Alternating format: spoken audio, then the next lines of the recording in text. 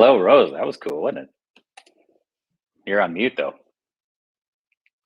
You. There we go. Oh my goodness. That was amazing. That was I amazing. l- Great job, team. You So today's a very exciting day for CIQ.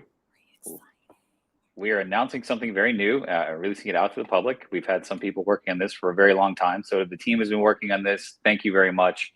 This has been a long time coming, and we're about to dive into what it is. I know we've been listening to a lot of customer feedback that has led to this moment and to this product. Rose, what are we releasing today? Well, I mean, if you just watched that amazing video, so thank you to everyone who worked on that, and a cool new logo as well. It is a product called Mountain. And we actually had internally, just so that you guys know, we had a like tagline to Mountain kind of contest, right? Where it was like, okay, everyone, like put in your thoughts and your ideas. And it was like, it was going boom, boom, boom, boom, boom. Slack was just on fire for days. And we finally settled on a mountain of solutions, which is that's exactly it. There couldn't have been a better tagline for our new product, Mountain, a mountain of solutions. So we're going to be showing you guys a little demo of that today, just to tease that a little bit. It's very exciting. Absolutely. And we'll kind of get into what it is today, what we're thinking, where it's headed. So there will be some foreshadowing in this. Just excited to share this with everybody. We want to bring in Michael and Justin. Hello, hello. Hey. Welcome, guys. Appreciate you joining. I'm going to make you guys introduce yourself. Michael, this is your first time, so I'm going to make you introduce yourself first. Absolutely. Good afternoon. I had to check the time. Good afternoon. My name is Michael Ford. I have now been with CIQ for, I think, a little bit over 3 months. Super excited to be here. I am, what's the title? Director of Solutions Engineering, and excited to work with all these fine folks in this call. And yeah, that's it for me. Based in Chicago, and that's it. Yeah. Thank you, Michael. Awesome. Justin. Yeah. And I'm Justin Burdine. Go for it again. Yeah, no, that's all right. I mean, I had your slot next last week, but for those who are just joining, my name is Justin Burdine, and I work with these guys here in our solution engineering team, based down here in College Station, Texas, home of the Fighting Texas Aggies, and love working at CIQ. Super excited to be here today to talk about our new launch here. So excited. So let's get into it real quick. I want to kind of just start the story and kind of how we got to where we are from a Mountain perspective, and then I'll let you guys fill in some blanks or add some context. When I started here, we were fuzzball focused, and everything was very exciting around fuzzball. We had Rocky, it was going. One of the things that we heard quite often was about patching. Like, how do I deal with patching of my Rocky Linux environment? So we started taking feedback from customers. What does that look like? What does it mean to us? How can we make it better than what everybody else is doing? So we know that there are other tools out there that other providers build on and provide, and you have to manage and maintain. So we as CIQ started looking at how can we make this a better experience, an easier experience, something that people want to use, not dread using. And we started kind of going through what would that look like? What would we want to see in it? People like Craig Kurtzer obviously have a lot of background in doing this, and it became what if we were the end user and we could start fresh and build something we wanted to use, because we are and we can. That's what we went and started to tackle that problem. So we started off with repo as a service, and it was well received, but it needed to be something more and something bigger. And that's really where Mountain was developed. It became that's great, you've got something that's a SaaS offering, but I needed to do other things. And Mountain's framework began to grow, and we started having more and more asks of, I want to be able to add to this later. And as we heard customer feedback and as we listened to what these things were outside of patching, we started coming together with this platform, Mountain platform, that we can bolt these other things into as we go. But a lot of this is, like I said, driven from a customer-driven perspective. What do customers want to see? What do they expect? And how can we make things easier for them? And that's how we've landed on Mountain. So Justin, Mike, you guys have been around for a while in the world in Linux, and I know you've heard this from customers as well. Rose, I know you have as well. So if you want to just give me a little anecdotes, what have you heard? What have you been seeing from customers about this platform? Just you want to go first? I'll follow on. Yeah, absolutely. Are you gonna make Michael go first? I'm good either way. I want to make Michael go first. Absolutely. There we go.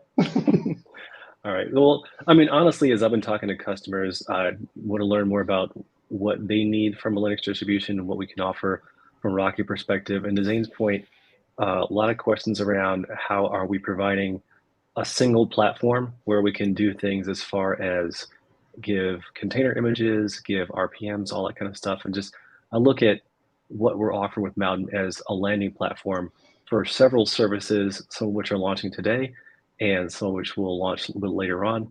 And it's really going to be something that we can use to build out the ecosystem of infrastructure and Linux for our entire customer base. At least that's how I look at Mountain based on the customer conversations that I've been having. Justin? Yeah, So Justin, yeah. No, to add on to that, I mean, I think that's kind of what it got me excited about, coming over to this from my former employer. We expect in the Linux ecosystem to have things out there that are not just the operating system. They help the operating system. They help the users use that operating system in much more efficient ways and more ways that allow them to get creative with it. And I think that's what's exciting to me is that we are starting here with a platform that has some certain capabilities, and we're going to be able to grow on top of that and build kind of what our customers want. And that kind of keeps in line with our customer-centric focus, our desire to really iterate fast and build things that are useful and not just out there to, just as something to sell or something for people to consume. So very excited about that and where this will eventually go. So got a lot of cool plans around that. Thank you, Justin. Rose, I know you've had several conversations recently around Mountain. Yeah, I have. And it's kind of fun because today is our big reveal where we are, actually we're live right now, right? Going out into the world saying that we have this product and it is available and this is what it is right now. And this is our vision and a bit of where we're going. Super exciting. But obviously to get to this point, we do have customers that are already using Mountain. And so the feedback that we've gotten there is thank you. Right? Like, thank you for the ease of it. Thank you for the ability to not only have Rocky as, a trusted successor of CentOS, and an option for them, but hey, I actually need to stay on a certain version. So how can I do that with ease? How can I get like backported security, bug fixes and updates and things like that on one specific version? And so, oh, David, the Mountain dwarves worked hard on this one. That's true.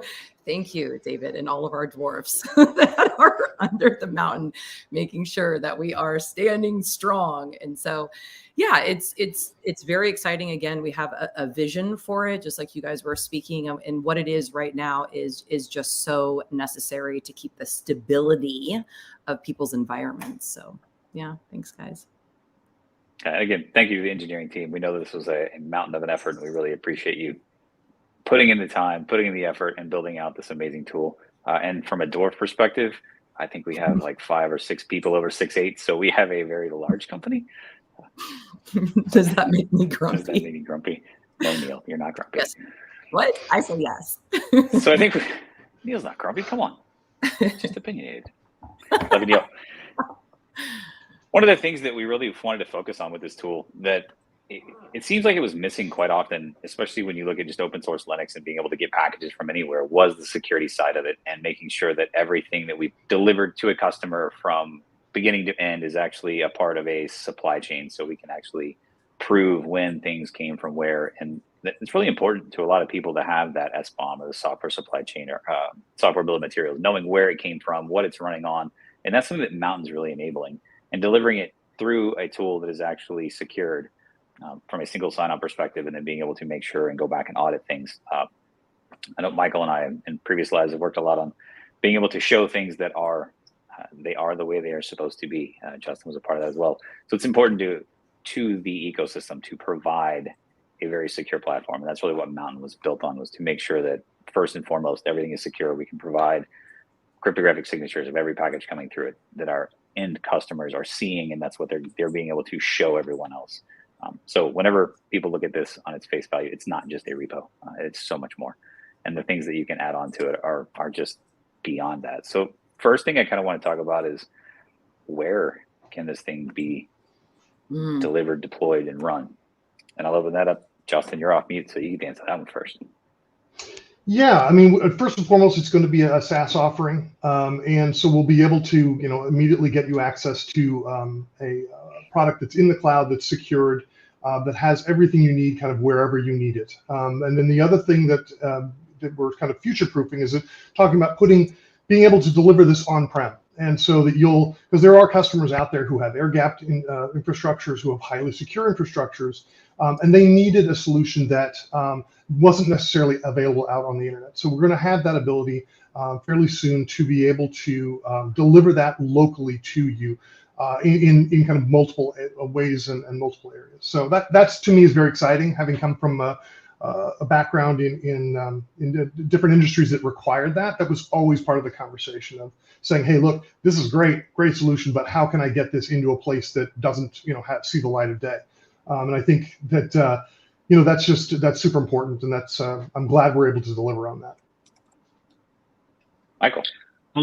Yeah, I was going to say one other thing, just kind of double clicking what Justin's talking about. In addition to having an air-gapped solution that our customers can take advantage of, one of the key words that I think of when I'm talking with prospects and customers is curating. So instead of having, a myriad of artifacts that organizations might have access to that could introduce some security risk, even amongst things that have been certified and tested, maybe for an organization, hey, I only want these artifacts and nothing else because we don't take advantage of anything else. Why do we even want to make this stuff available to our organization for development or production? I think that's another value of what on-premise Mountain will offer as well. So just not take it away from what you're saying, Justin, but just my 2 cents there too. No, that's a great point. I mean, I actually had not even really thought about the idea of basically isolating down to the bits and bytes that you have blessed down to like packages, small, individual packages, saying you can have these, nothing more. That's great. Great point. Okay, so it can be small. What about big? Can this be global? I don't think there's anything stopping that, Rose. I mean, that's what's exciting. That is exciting. Yeah, absolutely. We've got global customers. We've got people who need this all around the world. And yeah, absolutely. So I think one of the interesting things that we're building into this is the ability to do mirrors and replication. So you have the SaaS offering, you can pull down from that into what will at some point in time become an appliance that we can deliver to you on-prem. And those on-prem environments can have multiple mirrors. So if you need instances in other places, so in other cloud environments or in other data centers, or if you have that air-gapped environment and you need to physically take a thing, make sure it's updated, validated from a security standpoint that it is what it needs to be, and it is certified to go back into your air-gapped environment. You can physically take that thing and plug it in somewhere else. So being able to replicate and mirror across not only multiple geos, but maybe within the same data center, just in different environments and air-gapped environments. So this thing is massively scalable globally, to your question, Rose. And it gives you the ability to put the repositories and the content that you need where you need it, when you need it. I think it's something very important that we've been able to do. I think we had a question that comes up. Yeah. It is. It comes up quite often. I mean, at least once or twice a week, I know that I get that question of like, well, what about this area? What about that area? And I can't be, all in the internet. So that's really important, the flexibility of this resource. So thank you for that. There we go. Mountain is sneak. Yes, Dave, it actually is. It makes SneakerNet easy. Let's be very clear. It's not as SneakerNet-y. It's more of a fast SneakerNet. The other thing we're really excited about being able to do with Mountain is provide subscriptions to other things. So we have customers who need very specific things in their Rocky environment. LTS is something we'll talk about here shortly, the long-term support. FIPS is coming soon. We've already submitted to the lab. So FIPS 140-3 for Rocky 8.6 will be out shortly, and then for 9.2 soon thereafter.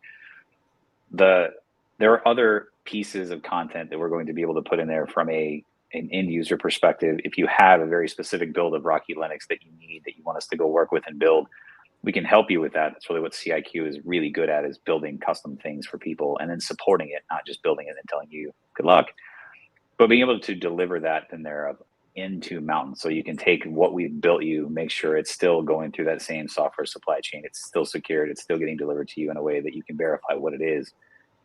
and it will come through Mountain. So from a subscription perspective, being able to see all of the things that you've subscribed to that you want a user allowed to see, that's what Mountain's going to be for. When Justin shows you here in a minute, when he shows you Mountain, you'll be able to see that LTS in there. From an HPC perspective, it's going to be really interesting because we'll be able to have very specific things built out for very specific HPC environments for solutions that you can actually subscribe to. It will show up in Mountain and you can then deploy it out. A lot of different ways to go about that from a CIQ perspective. It will make it very easy if you are running something like Werewolf to go grab those images and then deploy them out as compute nodes on your cluster. So trying to make this as turnkey and very simple for an end user to not have to go build and maintain those larger things or the more complex things. We want to help make this very fast and very seamless for you. So that's other things that you'll start seeing show up in Mountain as a part of not just other pieces you can bolt on the side, the content that we can deliver to you and support from a CIQ perspective. I don't know if anybody wants to dogpile on that one.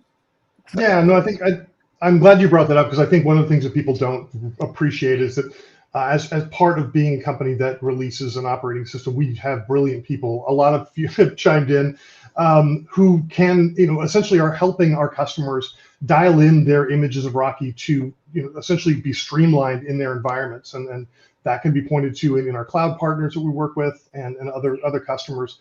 And that is something that we can then deliver through this so that you are getting that exact version of that operating system through Mountain. So I'm glad you mentioned that, Zane. Thank you. Yeah. I mean, this is just from a personal experience there too. So we've talked a little bit like about the dwarves that have been helping us and kind of chiming in. So this is not, I'll say this is one of the things that I look at as a value of Mountain is not just the product itself. That part is great, but quite literally, what is the value that I can and we can bring to our customers is literally the people that you don't see. They're in the background. Sometimes they're in the background, but sometimes they're actually with, our customers, questioning them, making sure that they're offering the right value. And I cannot speak highly enough about those folks, just from a support perspective, from the way they interact with customers and all that. So Mountain is not just a product, but it's the people behind it too.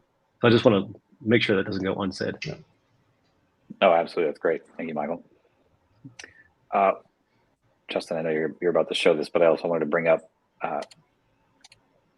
go ahead. I'll let you show it. I'll talk as we go ahead and tell us what you're going to do. Show us what you're going to show. And as the thing is running, I know it takes a little bit of time. Well, first, let me caveat.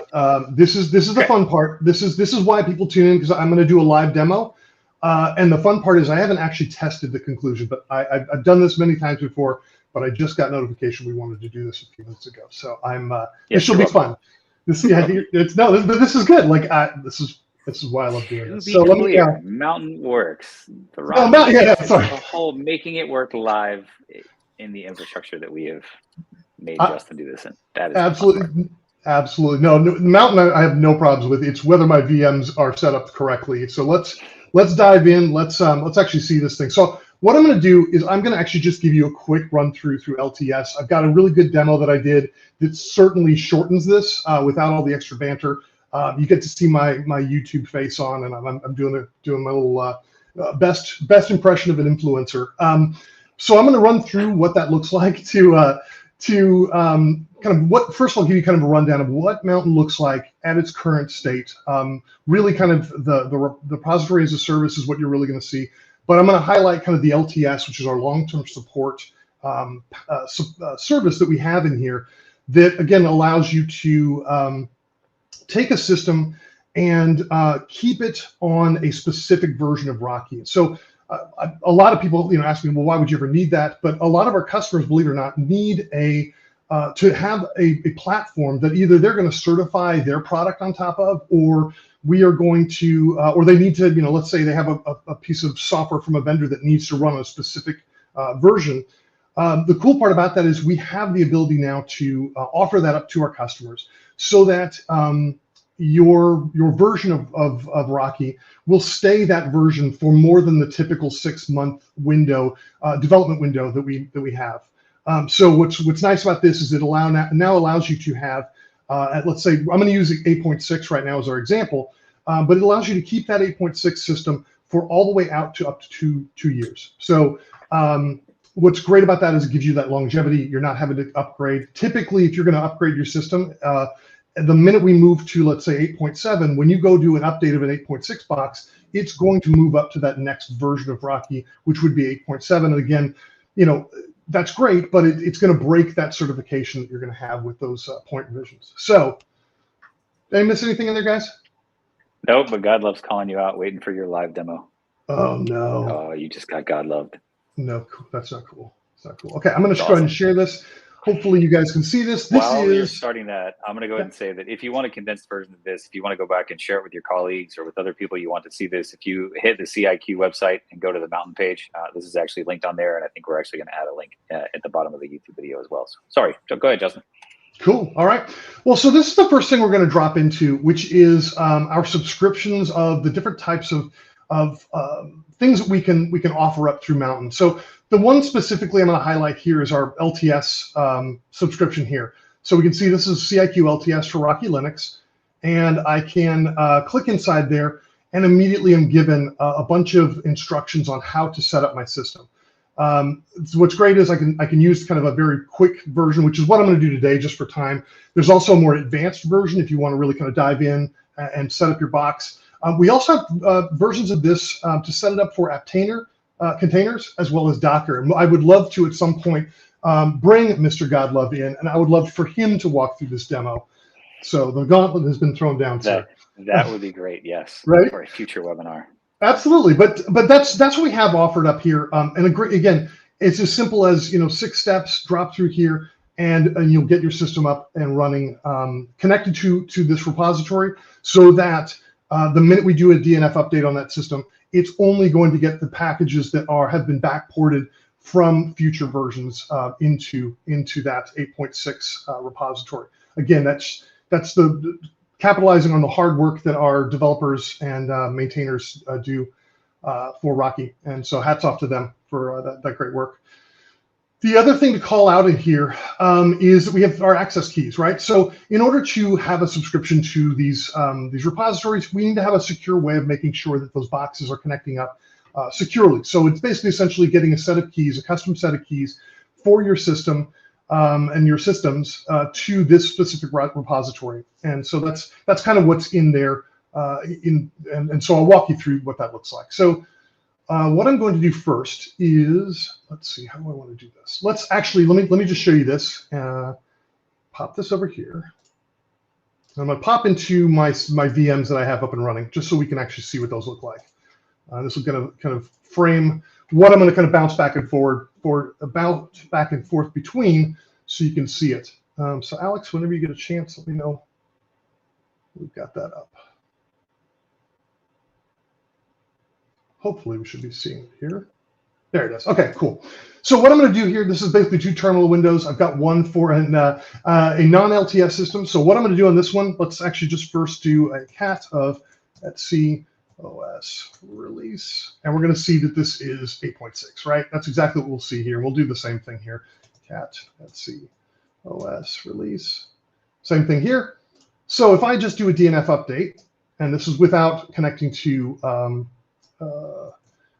the LTS repository. This is just hitting our, this is hitting the typical repositories. We're going to see a whole bunch of packages in here, right? And so these are all packages that will, if we look at them, we're going to see this EL 8.7. That means that this box is going to be going to 8.7.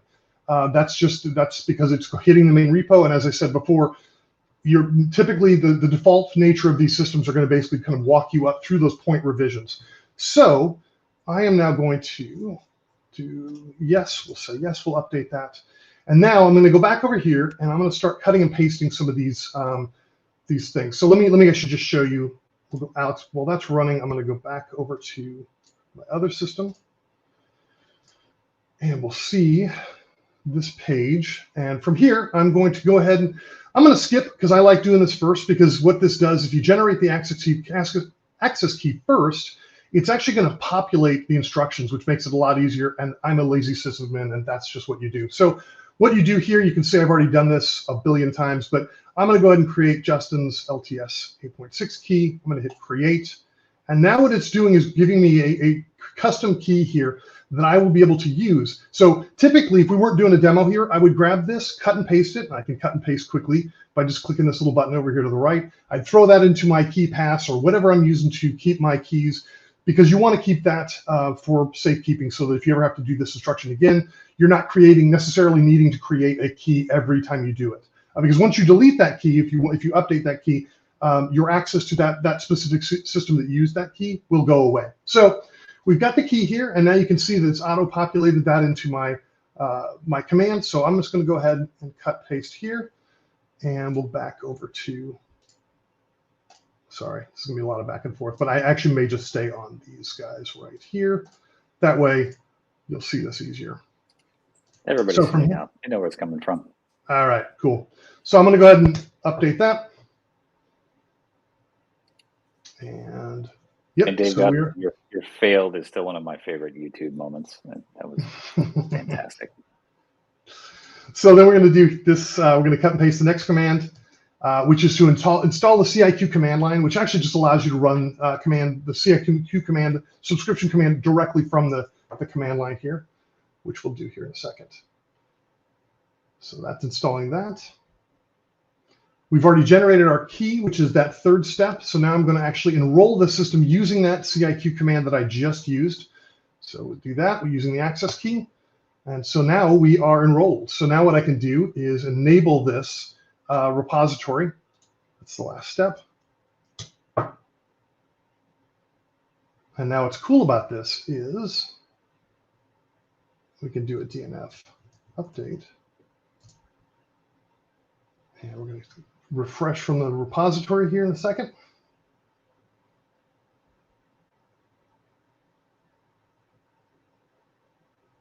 And so now you'll notice, see, last time we did this on this other system, it was 230 packages. Now we're down to 57 packages, which means, and we can actually see it here, we're seeing that these are just the 8.6 packages that have been backported, or packages that just weren't updated on the system from 8.6 between when I set these systems up and whenever updates came out. But what we get to see here is that indeed we are pulling from a completely different repository. We can actually see that repository listed over here on the right. These are the specific files that it's actually grabbing from that repository. So we now know that I can update this system as well.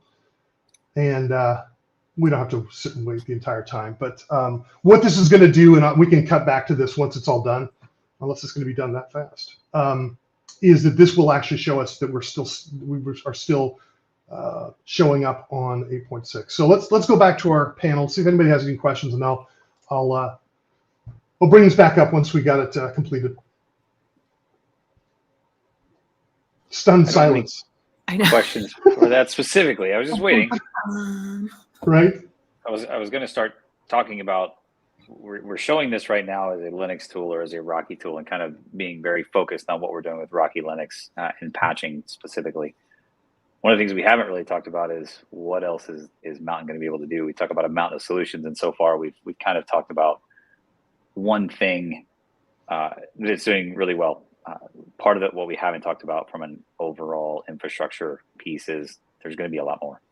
We're going to start building into things like an automation platform behind this to be able to not just do your Rocky Linux real estate or any other version of Linux, but actually be able to reach further back into the data center and do networking, storage, anything else that you can connect to. You'll be able to work with and automate and pull artifacts out of this to do your work.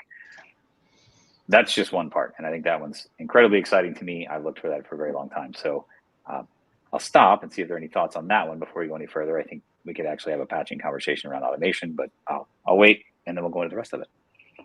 Yeah, definitely from that perspective, I think more sophisticated patching is something that one of the things that I've gotten from some of my customers is one of the things we want to offer. But again, to kind of double click on what Zane was talking about, if we want to get into more holistic infrastructure management, whether it's your enterprise Linux workloads, whether it's you talked about networking, Zane, but I'm thinking about everything, whether it's your cloud environments, security platforms, all that kind of stuff. If we want to be able to automate and manage those platforms, then that's what Mountain's going to be able to do in the future. And that goes back to, I think my comment at the beginning was just looking at Mountain as not just managing your Linux workloads, but being a platform for other services that are going to come, one of which is going to be this automation. So I'm really looking forward to that too. Yeah. Yeah, that's definitely something that's come up with customers. Are like, okay, well, so there's a security patch that needs to happen. Like, how am I going to know about it? How am I going to know when to go in there? Like, do I need to do this manually, like every week or every month or whatever? Like, is there a way to automate this? So you said that's coming. Do we have put you on the spot here? Do we have a timeline? Because obviously like, we're saying, hey, this is available. When is that part available? Do we know? Very soon, like within the next days to a couple of weeks, that will be something that we can start showing people and working through and deploying and actually have customers using it. So very excited about that. And do you imagine it being an option where like you can have it do automatic updates on your say 8.6 boxes or not? So I think kind of to Michael's sophisticated patching, we'll give an example of that because I know the three of us have worked on that very specifically, and it's very interesting. Kind of alluding to the other part of the question that you kind of asked, this thing will be able to be deployed into your cloud environment. Whenever we get Mountain on-prem, we will be able to deploy this thing on-prem as well, and then replicate between the environments. So again, going to be able to be global in scale. Very excited about what we can automate and how that's going to look. But whenever Michael said sophisticated patching earlier, this is a use case that we've been seeing for a long time of people not necessarily doing, but wanting to do. It's always just been a hard thing to do. When you start looking at how you patch an entire environment, or if you look at an application specifically, I have to take pieces of that infrastructure down, and I need to make sure I've bled off connections. I want to make sure nothing else is going there, whatever replication's turned off, monitoring's turned off. That becomes a task that someone has to go do, and being able to automate that away so that this tool via workflow can do all the steps necessary to do the patching, patch, bring it back up, validate that it's done, and then put everything back on that needs to be on before it puts it back into the infrastructure, and then move to the next one, is what Michael's alluding to when he says sophisticated patching. So being able to go into a load balancer, bleed off connections, take it out of the pool, disconnect the database so that we don't corrupt data, do whatever patching we need to, and then reverse it all back out. And if it fails during that workflow, actually have a rollback type function. So, oh, this thing failed, I've got to put it back the way it was before I started, and it'll do that without having to be touched. So taking this to an extreme level of really, really capable patching solution is very exciting. And I can't wait to actually have people doing that. Justin, you always have something to say. Yeah, I was going to add on. I mean, the cool part is we can already start talking about this. So if you are an interested party who would like to have conversations, I'm ready to have those conversations now. I know we all are. We're very eager. I think it's going to really, really help quite a few people, especially from the, like I said, complex patching, really exotic patching. There's some scenarios we've talked about where these isolated systems that maybe come in and out of being able to connect to internet or Wi-Fi. I'm thinking on like cruise ships or things like that have to that scale where they've got these mobile data centers that need to connect up regularly to get patched, but they just don't have internet. So lots of interesting things we can do with this, and I'm really, really excited to start having those conversations. So reach out. I'm ready. So we do have a question from Dave, and it kind of leads into the next day we're going to talk about a little bit. So what about general software deliveries? This is something else that, thank you for bringing it up, Dave. You're kind of alluding to the next part of this conversation. So outside of being able to automate, once we started having conversations with customers about what else can you do with Mountain, it quickly became the ask of, I want to be able to put other things into Mountain and make sure that they're behind that secure wall, being able to deliver them to other parts of infrastructure that may not be a part of your Linux estate. One of the things that we look at is containerization, or being able to use Fuzzball and deliver those assets from a secure place, that centralized place that we can replicate with mirrors. And that's something else that we are building into Mountain that, yes, Dave, we will be able to do this very shortly, to deliver content and assets that are not just specific to Rocky Linux, but actual customer assets that they want to put in here and deliver out however they would like to. So think container registry type thing for custom containers that you built yourself, not just the ones that we have that, like Justin showed in Mountain today, that are LTS, but a customer specific that you want to deliver to your end users. and be able to do that in a secure way behind the single sign-on. So great question, Dave. Yeah. Thank you for that. For anybody, oh, I'm sorry. Go ahead, Michael. Yeah. No. Oh, and not to very briefly backtrack on my comment about sophisticated patching. I would also say that if we're doing something from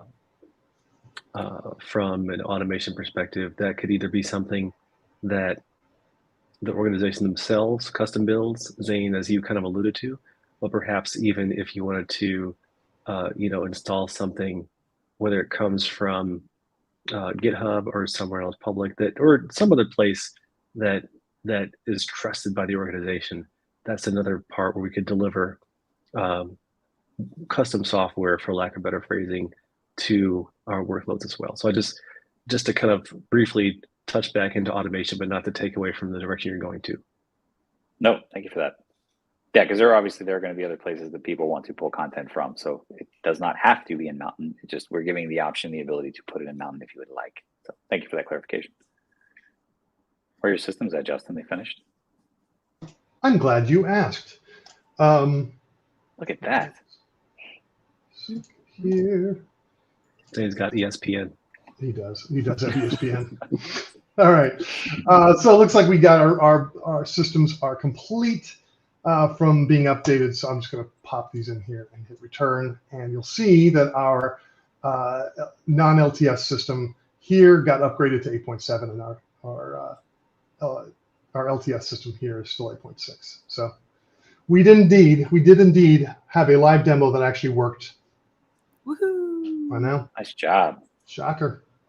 So yeah, that's as simple as it is. I mean, it's as I say in the video, it's not rocket science, but it's, man, is this an important thing for some folks out there? And I've had numerous conversations with customers who, like, this is just something they've been waiting on, much like the FIP stuff that's coming out and like all of that.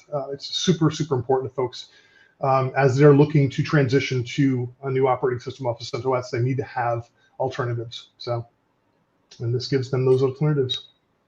Yeah, one of the things that I've been surprised about is being able to replicate repos. I guess I take for granted where repos are and kind of how that lives today. There are a lot of environments where that being able to replicate a repo inside and do mirroring of your own content is needed. And it seems like a simple task to do, but being able to do it in a way that is also secure, there's not a lot out there that can do that in an easy way that's easy to manage and maintain and own. I think that's something a lot of people have been very excited recently. Whenever you say we can do this as a private mirror between mountains, it gets a lot of attention. It's very exciting. Yeah. Maybe this is a silly question, but has anyone ever updated their system accidentally? Yes. Are you asking personally? Because I don't know if I want to answer. May or may not have ever been a part of an accident. Yeah. I definitely have myself, but it's from the safety of my home. So right. So I didn't break anything. Right. So if you did, right, if somebody did accidentally upgrade from, say, 8.6 to 8.7, and they broke some things that needed 8.6, can you go back? Can you grab LTS and go backwards and like reboot it all with LTS 8.6? No. So this becomes a very different conversation, and I'm glad you asked this, Rose. I have done this before with a very large other company's database platform that is very dependent on versions and a lot of very specific settings. And if you upgrade, there's a lot of times you can actually get out of a support window. And we've had that happen where it actually does break. And then at that point in time, a lot is just a rebuild. You have to rebuild the system back to the version that you needed before because there's no real easy way to roll back. There are ways that CIQ is actually working on with the RESF of how can we make a version of Linux that is capable of doing such things. And that's really where things like OS tree come into play. So you actually could do a patch and have that version. And if it fails for some reason, you can just OS tree back over to the other version. So the answer is yes, it's becoming more popular, and it's something that we can certainly work with customers to be able to do in practice. And I'm coming from this from a database perspective.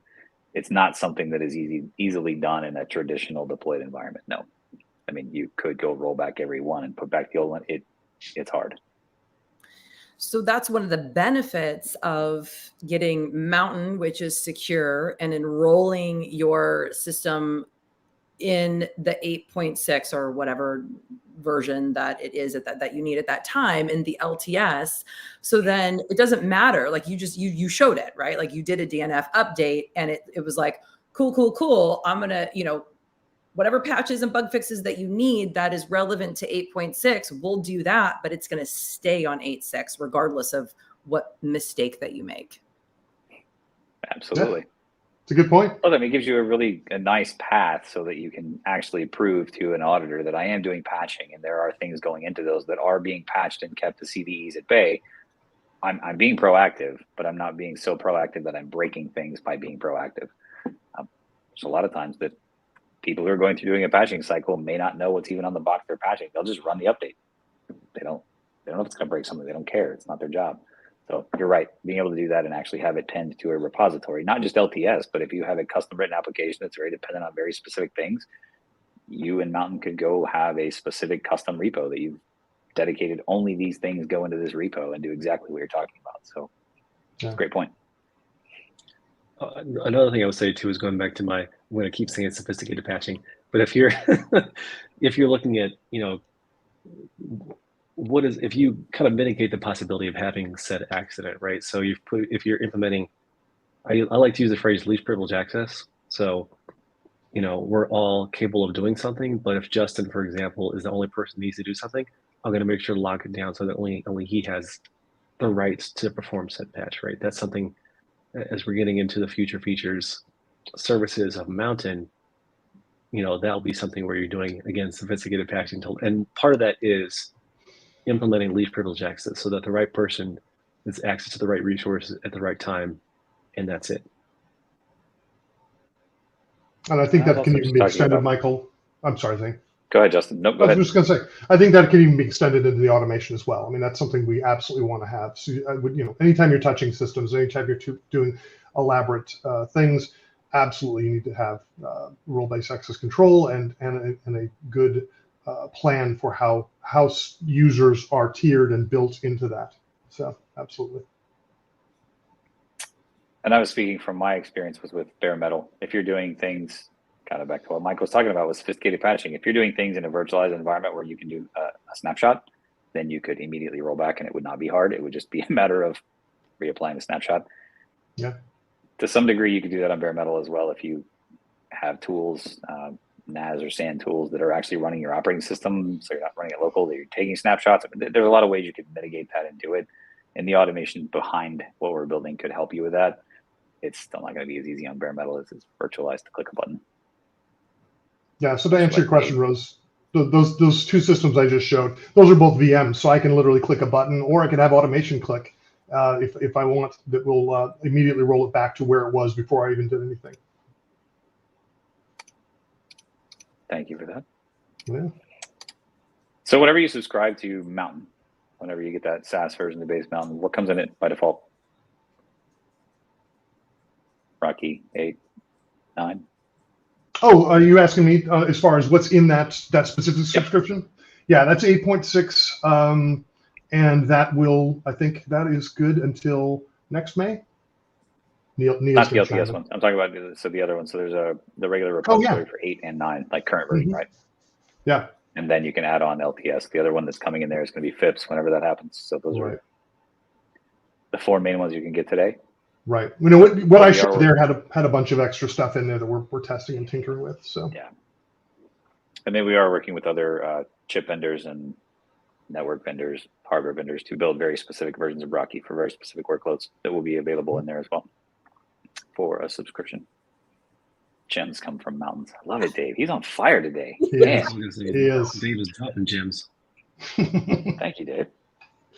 Dave DeBonis, not Dave Godlove. Be clear. Right. We are the company of Daves, but that is accurate. I think one of the other things I wanted to talk about was how this kind of helps, because I know on the website we list agility, and that's one of the things we hear quite often is how does this help me be more agile? and comparing that to other places and the ways that they approach patching and even to some degree configuration management automation, how is this tool going to help someone be more agile? To the question. Well, one of the things I didn't show off in here is that if you are a CIQ customer and you're kind of buying into the ecosystem, and obviously that the more things will be coming out, most of our products will you'll start seeing them inside of Mountain, provided inside of Mountain. So it's going to be your kind of one-stop shop. And almost, I think I've heard us talk about, the idea of even dreaming about having a marketplace where you can just go in and pull up things that would be useful, a catalog of things that you could then pull from. Also, support will be embedded in this portal, so you'll be able to interact. And so it becomes a very quick way of saying, hey, all of my systems, if you're all in on Rocky and some of the other things that we have in here, this will be an easy way for you to come in and say, hey, look, I've got every access to everything from one point. So I think to me, that's what I'm excited about. And when I think back to my days as an admin, having automation and having these things all in one place that I can access, I think is really something I could have used way back then.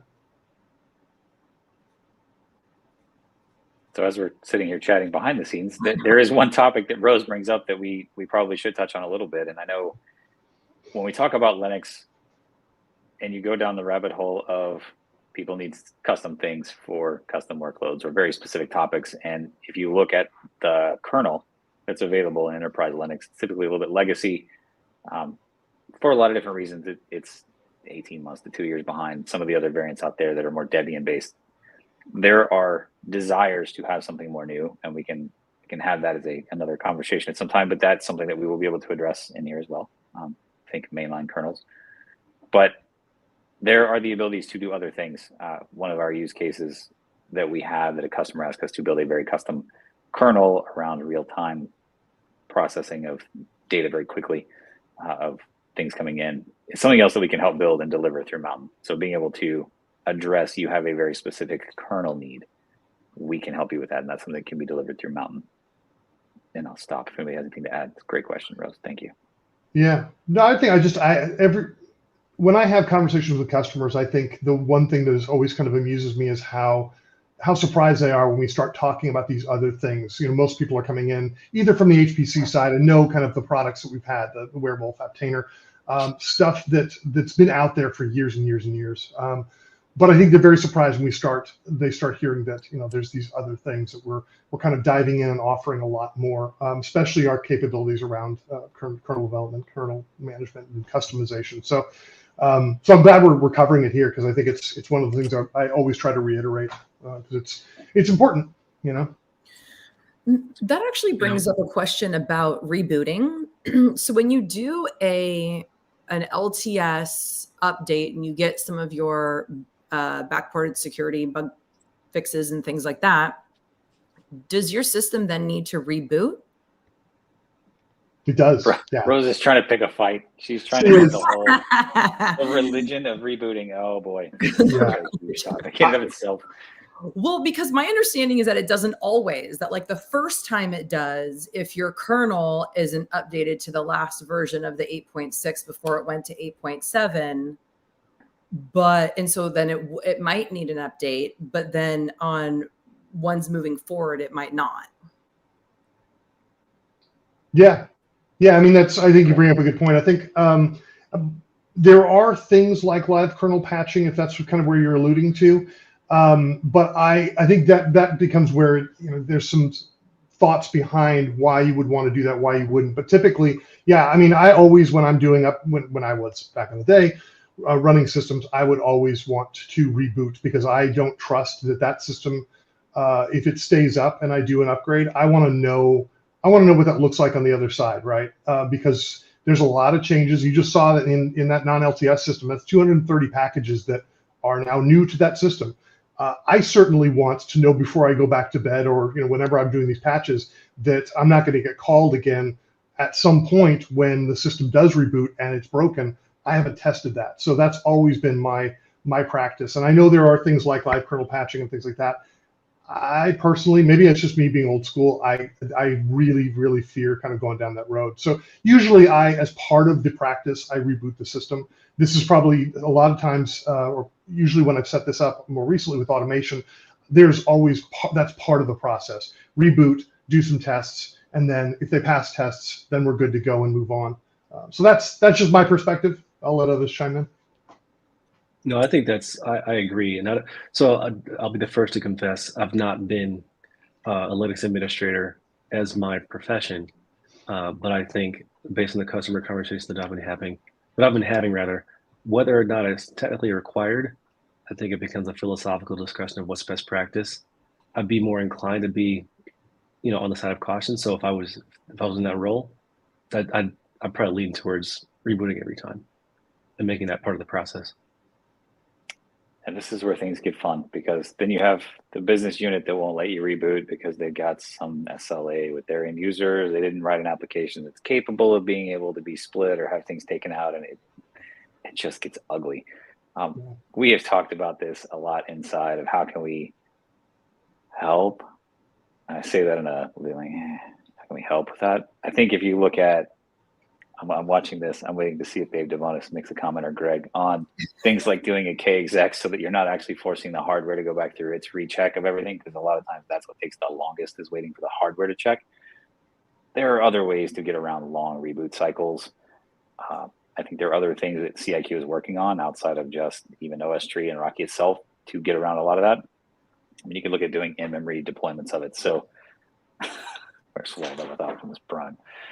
There are a lot of ways to address this, but it does come up quite a lot, Rose. This is a question that we get asked quite frequently, is how can I get around this? And it is always, almost always, because of some odd business reason that the thing was built in a way that it's to the point now where it can't be rebooted. So I love having that conversation. Just design your stuff so you can reboot. I mean, save yourself the pain, because it's going to turn to pain at some point. Sorry, get off my soapbox. Yeah. Oh, yeah, Dave, thank you. There we go. So, all about services. It's May 4th, and May the 4th be with you. What in the world, Rose? I'll take it. So great. That's fantastic. So great. Mountain. I'm waiting for the moment for the dog to come over her shoulder, though. Oh, I know. Yeah, she gets out. I can hear her. What is that? What is that sound? Talking back to Chewy. Good times. Cheering on my shoulder. Thank you for that, Rose. That's fantastic. You're welcome. Happy for it. Bringing it home. Absolutely. So we are up on time. Guys, we are really excited about Mountain. If you want to chat about this, or let's get working on this together, you want to try it out, see what else we're talking about from a future perspective and kind of how this can help, reach out to us. Let us know. We're here for you. We want your customer feedback. We want you to tell us the things that you would like to see in it. Tell us what you like, what you don't like, how you'd like to see it done differently. That's really what CIQ is here for. And we really appreciate you watching and taking the time. And I'll leave parting words for everyone else. Rose. Yes. May the 4th be with you. You are totally amazing. Make sure that you like and subscribe. Share this with your friends. Just as Justin was saying, he is like our star right now. Okay. So Justin, you did a live demo, which was amazing, but he also did a recorded one where there's some editing and it kind of goes real quick, and you can do all, you can check that out on our website under products, Mountain, and then you'll see his beautiful face right there. So we are all very excited to chat with you. I just want to reiterate how responsive we are to our customers in what it is that they want. And that's one of the reasons, why we have this platform where we're like, okay, we can do this and this and this. We can easily, yes, customize things for you. So reach out to us. Looking forward to seeing you. Thank you, Rose. Michael, I'm not going to make you go last. I'm going to make you go next to last. There you go. This is the way. And that's it. This is the way. Oh, I love it. This is the way. I love it. Mountain of solutions. So good. I don't know how you're going to follow that up, Justin. That's what I was about to say. There's no way. I was going to grab my Mandalorian helmet back here and put it on, but I won't even go that far. No, I would say hopefully you've gotten out of this and out of these webinars that we are beyond eager to talk to people about what we're doing. We are very excited. We all love what we do, and hopefully that's evident through these conversations we have. So yeah, definitely hit us up. Let's talk about stuff. Let's dream together, because ultimately that's how we solve some really cool problems. So yeah, that's all I got. If I'm the last one, do I get to say see you next time, or? Yes, you do. All right. Same time, same place. Yeah, same time, same place. Thanks again, guys. Thank you, everyone.